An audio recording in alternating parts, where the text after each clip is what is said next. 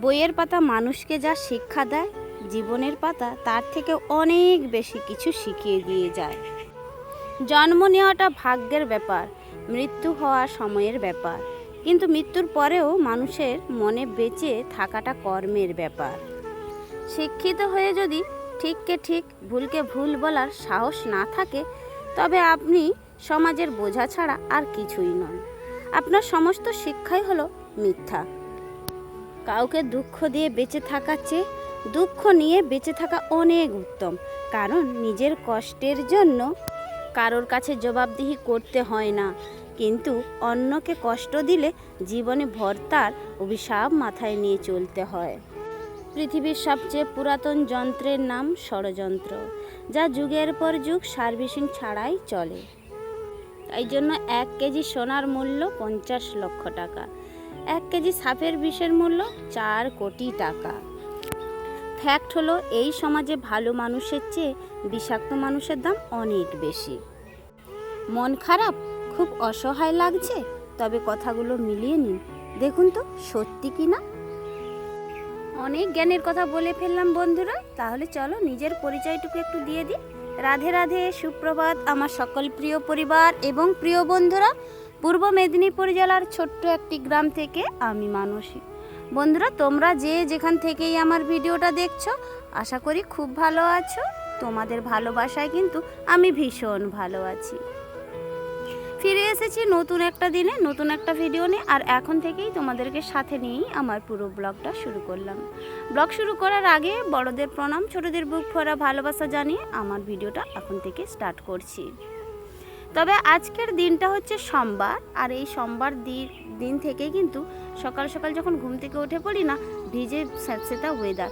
ওই যে কালকে রাতে কিন্তু বৃষ্টি হয়েছিল, তবে ভয়েসটা দেওয়ার সময় তোমাদেরকে বলেছিলাম আগের ভিডিওতে যে বৃষ্টি এবং বিদ্যুৎ সহকারে না ভীষণ পরিমাণে ঝড়ো হাওয়া বইছিল। তো যার কারণে সকালবেলাটা না একটু স্যাঁতসেঁতা ওয়েদার হয়েছিল।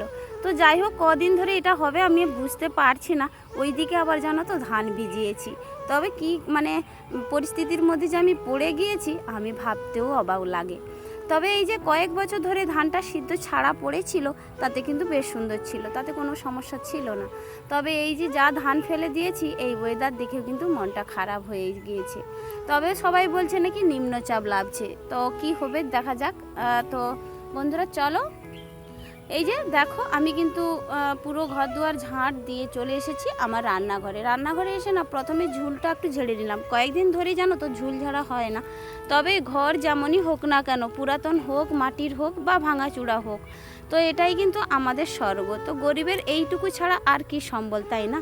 তবে যেইটুকুনি আছে সেইটুকুনিটাকে যদি আমরা যত্ন সহকারে গুছিয়ে পরিষ্কার পরিপাটি করে রাখি না, তাতেই কিন্তু আমাদের সুখ শান্তি এবং লক্ষ্মীশ্রী বজায় থাকে।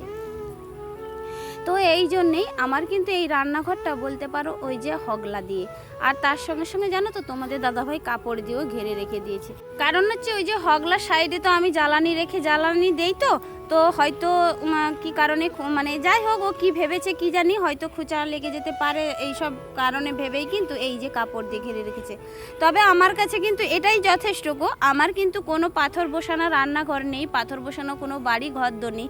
যেইটুকুনি গরিবের সংসার আছে, এইটুকুনিটাকেই কিন্তু আমি খুব যত্ন সহকারেই রাখার চেষ্টা করি। তবে জানি না কতটা পরিমাণে আমি করি, তবে তোমাদের চোখে কেমন লাগে আমি তো সেটা বলতে পারছি না। তবে হ্যাঁ বন্ধুরা, কয়েকদিন ধরে মানে দেখছি আমার ভিডিওতে ভিউজ কিন্তু খুবই কমে যাচ্ছে। তবে বন্ধুরা, তোমরা কি ধরনের ভিডিও চাও একটু কমেন্ট করে জানিও। আর হ্যাঁ জানো তো, মানে আমার সাবস্ক্রাইবার যেটুকুনি ছিল, তবে অনেকটাই কমে গিয়েছে, 3-4 জন মতো সাবস্ক্রাইবার কমে গিয়েছে। তবে এর কারণটা কি আমি কিন্তু বুঝতে পারলাম না। তোমরা যদি বুঝে থাকো, আমার ভিডিওটা কেউ দেখে থাকো, তাহলে কিন্তু একটু জানিও প্লিজ।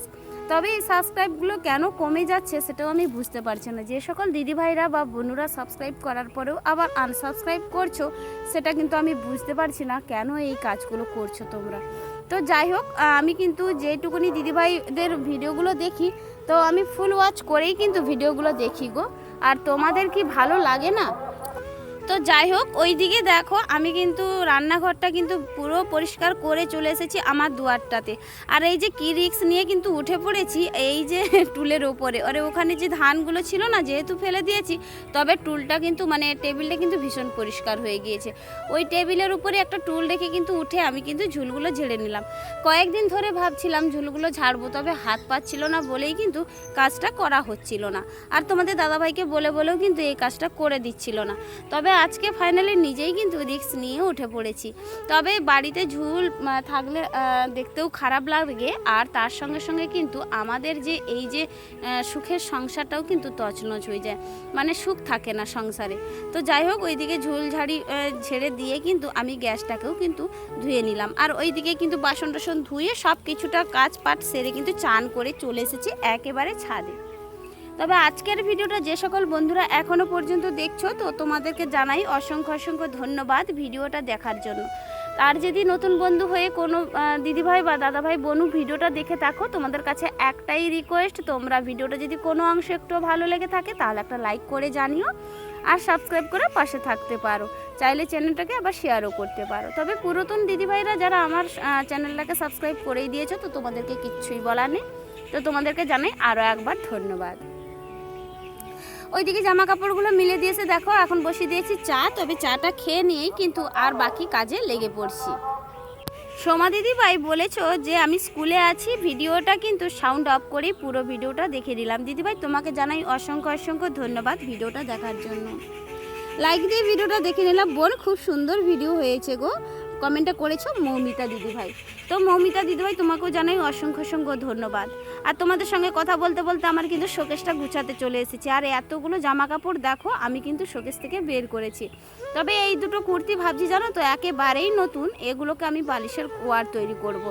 আর জানো তো এই যে কয়েকদিন ধরে ভাবছিলাম একটা আমার সোয়েটার আর একটা চাদর এই শোকেসের মধ্যে আছে, তবে এখান থেকে বের করে আমি যে জামা কাপড়গুলো মানে রোজ যাতায়াত এই যে অফিসে যাওয়ার জন্যে শাড়ি তো খুবই কম পরি, তো ওই শাড়িগুলো এখানের মধ্যে রেখে দিচ্ছি।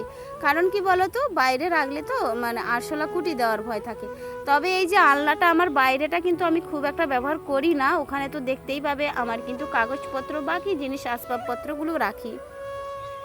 আর জামা কাপড়গুলো কিন্তু এই কাচের শোকেসের মধ্যেও থাকি। আর এই সাইডে একটা না কাঠের শোকেসও আছে, তবে এর মধ্যে রেখে দিই।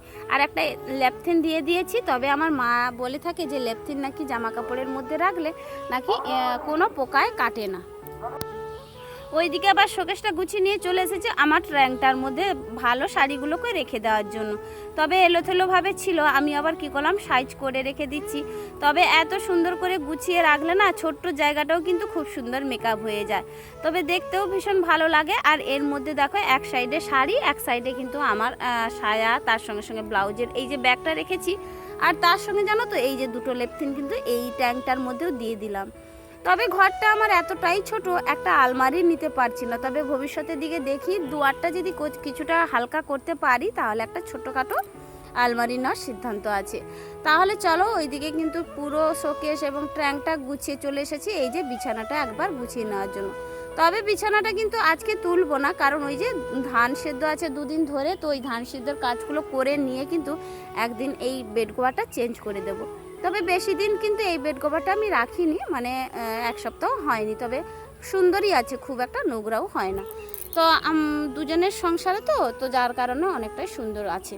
তো আজকে যাইভাবে একটু মানে ঝেড়ে নিলাম জাস্ট, তবে আজকে চেঞ্জ করলাম না, অন্য দিন একদিন চেঞ্জ করে নেব।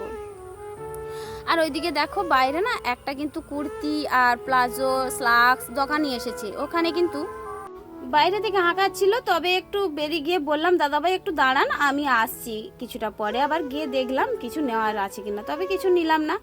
তো ওইদিকে দেখো এই যে ব্যাগটা এনেছে না, ওই যে বড় ব্যাগটা আমার ভাসুরের মেয়ে কিন্তু আমাকে গিফট করেছিল। তবে অনেক দিনই ছিল বাড়িতে, এখন ভাবছি যে ওইটাতে করে আমার এই যে ফোন এবং কিছুটা টাকা ব্যবহার করব।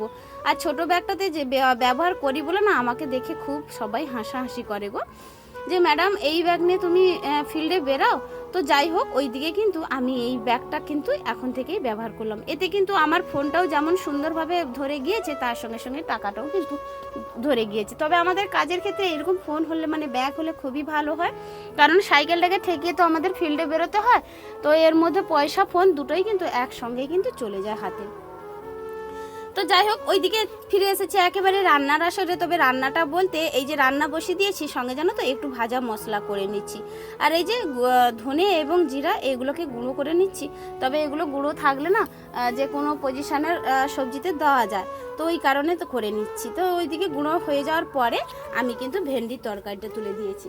তবে আজকে রান্না করলাম যে ভেন্ডির তরকারি, তবে এতে কোনো আলু দিইনি, ভেন্ডির তরকারি করেছি আর কাঁচকলা দিয়ে বেগুন দিয়ে আলু দিয়ে একটা তরকারি করেছি। ভাতের হাঁড়িটা অবশ্যই ওইদিকে হয়ে গিয়েছে। আর আজকে না ভীষণ মানে তাড়াহুড়ো বলতে রৌদ্র উঠে গিয়েছে। তবে ডিউটিতে যাওয়ার জন্যে খুব আকপাক করছিলাম, বাড়িতেও তো কাজ, তবে সব কিছুটা সামলিয়ে আমাদেরকে যেতে হয়। আর ভীষণ কষ্ট করতে হয় গো, যারা আমরা এই যে ব্লগার, ইউটিউব ব্লগার, তাদের তো আমরা জানি প্রত্যেকেরই ভীষণ কষ্ট করতে হয়। তো এত কষ্ট করার পরেও যদি আমরা ভিডিও বানাই, তো তারপরেও দেখছি ভিউজ আসছে না, কতটা মনের কষ্ট কি, তাই না? লাইক দিয়ে দেখা শুরু করলাম। দিদিভাই, তুমি সংসার থেকে বাঁচিয়ে একটু একটু করে টাকা জমাচ্ছ, খুব ভালো লাগলো। তো কমেন্টটা করেছো লালটু কুন্তি কিচেন অ্যান্ড ব্লগস। তো আমি কি নামটা ঠিক বললাম? একবার যদি ভিডিওটা দেখে থাকো বন্ধু, তবে একবার কমেন্ট করে জানিও। তো অসংখ্য ধন্যবাদ সবার আগে তোমাকে আমার ভিডিওটা দেখে একটা সুন্দর একটা কমেন্ট করার জন্য। সত্যি বলছি, ভীষণ সুন্দর কমেন্ট করলে গো। আর হ্যাঁ, এইভাবেই কিন্তু আমি সংসারে একটু একটু করে কিন্তু টাকা জমিয়ে কিন্তু সঞ্চয় করি। তবে ওই যে লক্ষ্মীর ভাণ্ডারটা দেখেছো, ওই মধ্যে কিন্তু যতটুকুনি পারি সঞ্চয় করে রাখার চেষ্টা করি। আমরা মধ্যবিত্ত পরিবারের মানুষ, এইভাবেই যদি একটু আদ্রু করে সঞ্চয় করে রাখি না, এক সময় কিন্তু আমাদের একটা ভালো কাজেই লেগে যায়। তো অসংখ্য ধন্যবাদ দিদিভাই হোক আর দাদাভাই বোনু, তোমাদেরকে সবাইকে জানাই অনেক ধন্যবাদ ভিডিওটা দেখে এত সুন্দর একটা কমেন্ট করার জন্য। তো রান্নাবান্নাটা কমপ্লিট করার পরে দেখো পাতাগুলো আমি একটু রোদে দিয়ে দিলাম, ধান সেদ্ধ আছে, তার সঙ্গে সঙ্গে খাওয়া দাওয়া করে কমপ্লিট করে কিন্তু বেরিয়ে পড়েছি এই যে অফিসে যাওয়ার পথে।